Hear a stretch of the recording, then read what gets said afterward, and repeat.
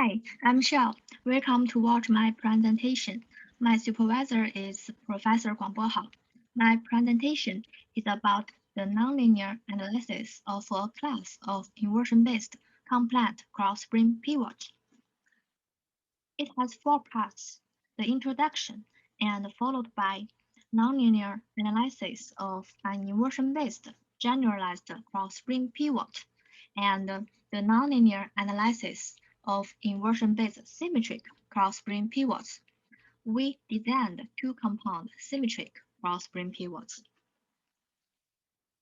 Let's begin with introduction. In this section, I will talk about background of generalized cross-spring pivots and motivations of our work. The generalized cross-spring pivots can be divided into two big groups: asymmetric cross-spring pivots and symmetric cross-spring pivots. And each group has two big categories: non-inversion-based pivots and inversion-based pivots. In our paper, our focus is inversion-based generalized cross-spring pivots. There are four motivations of our work. Firstly, we derived the nonlinear analytical module of an inversion-based generalized cross-spring pivot. We can use this module to analyze the geometrical errors. We can also use it to optimize devices such as knee rehabilitation-oriented joint. Secondly, as for the load-dependent effects of an symmetric cross-spring pivot, we know that geometrical parameters and axial forces are two main contributing factors to these effects, but the loading position is another very important factor to these effects, and few investigations about it. The third one, the effective stiffness of a mechanism depends on the equilibrium between the beam load-dependent effect and the structure load-dependent effect. I will explain it in this figure. Let's see figure A. This is an inverse complex mechanism, and an axial force acts on the top of the motion stage. The effective rotational stiffness of this mechanism can be easily derived by the right figure. The blue part is rigid rod, and this green part is a compliant torsional spring. The effective rotational stiffness is derived here. This part is the rotational stiffness due to the beam load-dependent effect, and this part is the rotational stiffness due to the structure load-dependent effect. Similarly, if the axial force acts at the bottom of the motion stage, the effective rotational stiffness of this inverse complex mechanism can be derived in this equation. We found that when the axial force is constant, the beam load-dependent effect mainly depends on the geometrical parameters of the elastic flexures based on the beam constraint module, and the structural load-dependent effects mainly depends on the loading positions. Finally, based on the analysis of the load-dependent effects and the center shift of the symmetric cross-spring pivot, we present two new compound symmetric cross-spring pivots. Each design includes an inversion-based symmetric cross-spring pivot and a non-inversion-based symmetric cross-spring pivot. The left one is a parallel design and the right one is a serial design.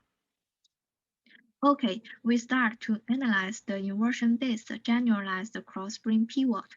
The aims of section 2 are to derive the analytical module and the center shift of this pivot.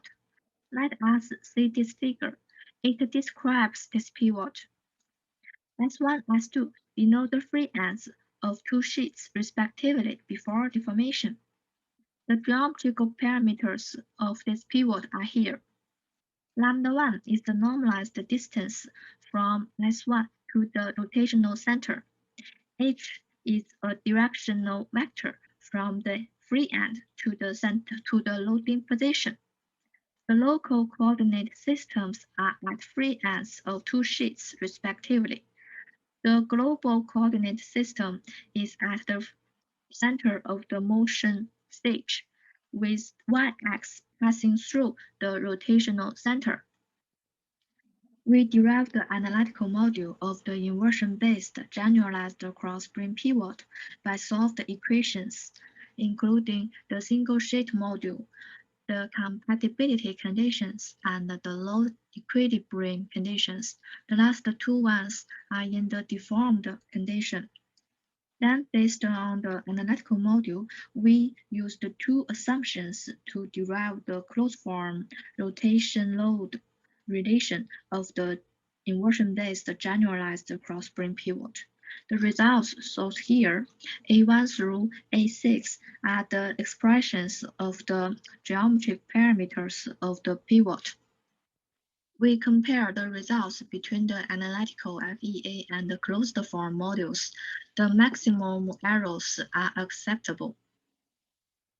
We also derived the analytical center shift module of an inversion-based generalized cross-spring pivot. dx and dy denote the center shift along x and y-axis respectively.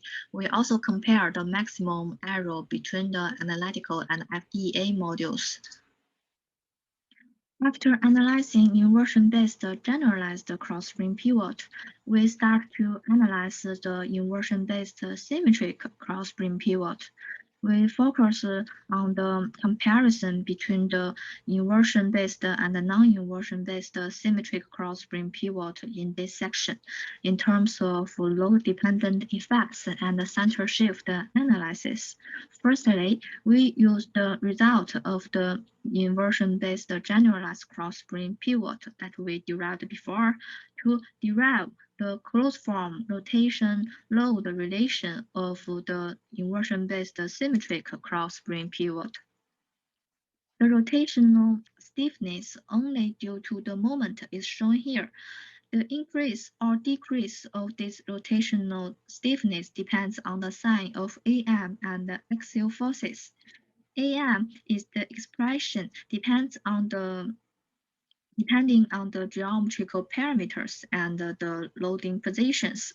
For example, when a compressive axial forces is applied on the inversion-based symmetric cross-spring pivot, that means Fys is less than 0. If Am is more than 0, that means the multiplication of Fys and Am is less than 0, and the rotational stiffness due to the moment will decrease with the increase of axial forces and vice versa. Am has two parts, the value only due to the geometric parameters, denoted by AMGEO, and the value only due to the loading positions. Then we let H equal to 0, that means Am equal to AMGEO. We derive how the sign of AMGEO ranges with the geometric parameters lambda and alpha. The left figure shows the results of AMGEO of an inversion-based symmetric cross-spring pivot, and the right figure shows the results of AMGEO of a non-inversion-based symmetric cross-spring pivot. We found that they have the same absolute values with opposite directions. When we let the loading position is not equal to 0, we take different loading positions to find how the signs of Am change. Here are the results. We find that when the loading position moves down, the area of Am smaller than 0 increases. That means when a compressive axial force acts on the pivot, the possibility of increasing rotational stiffness increases a lot. Let us take an example when we fix the geometric parameters of the inversion-based symmetric cross-spring pivot. In this way, AMGEO can be derived easily. It's smaller than 0. If we set the loading position at the rotational center, Am is more than 0. When we give a series of compressive axial forces, the rotational stiffness will decrease with the compressive axial forces. This prediction is verified by the analytical and FEA module. Similarly, when we set the h equal to 0, AM is smaller than 0, the rotational stiffness will increase with the compressive axial forces. In addition, rotational stiffness can be insensitive to axial forces if AM is equal to 0, which can be regulated by AMGUO and H, the geometric parameters and the loading position.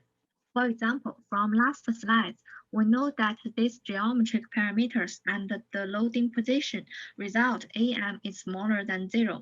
That means the rotational stiffness changes with axial forces significantly. There are two methods to let AM equal to 0. The first is to regulate the loading position, and the results are verified by the analytical and FEA module.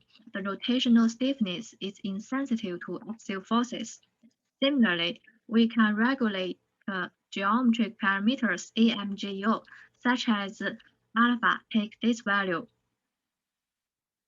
After analyzing the load-dependent effects of symmetric cross-beam pivot, we start to compare the center shifts between the inversion-based symmetric cross-beam pivot and the non-inversion-based symmetric cross-beam pivot.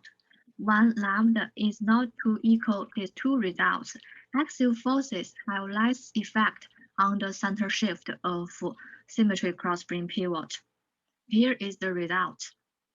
Take lambda equal to 0.4 or lambda equal to 0.7, we found that the axial forces have less effect on the center shift. And then we take lambda equal to 0.5 as an example. We found that the center shifts of the inversion-based symmetric cross-beam pivot and the non-inversion-based cross-beam pivot are always counteracted with each other. Based on above analysis, in the final section, we present two new compound symmetry cross-beam pivots. The first one is to arrange an inversion-based symmetry cross-beam pivot and a non-inversion-based symmetry cross-beam pivot in a parallel configuration. The rotational stiffness of this design can be insensitive to axial forces within a specified loading position when an applied moment is constant. We verify it with the FEA and analytical modules. The additional benefit of this design lies in the minimized center shifts. The second design is to arrange an inversion-based symmetry cross-beam pivot and a non-inversion-based symmetry cross-beam pivot in a serial configuration. The center shift along the x-axis and the y-axis of this design are reduced by 10 and 100 times, respectively, compared with those of an symmetric cross-beam pivot. We verified this result with analytical and FEA modules. We also compare the parallel and serial designs in terms of the center shift and the motion range. The comparison is shown in this figure. Finally, four main conclusions are drawn here. We derived the analytical and closed form modules of an inversion-based generalized cross-beam pivot and a symmetric cross-beam pivot. We analyzed the load-dependent effects between the inversion-based symmetric cross-beam pivot and the non-inversion-based symmetric cross-beam pivot. The effective rotational stiffness of a symmetric cross-beam pivot depends on the equilibrium between the beam and the structure load-dependent effects, which can be controlled by regulating the geometric parameters and the loading positions. We also analyze center shift. When these two cross-beam pivots have the same geometric parameters and are subject to the same loading conditions, their center shifts are always counteracted with each other. Based on above analysis, we present two new compound cross-beam pivots. Thank you for watching the video.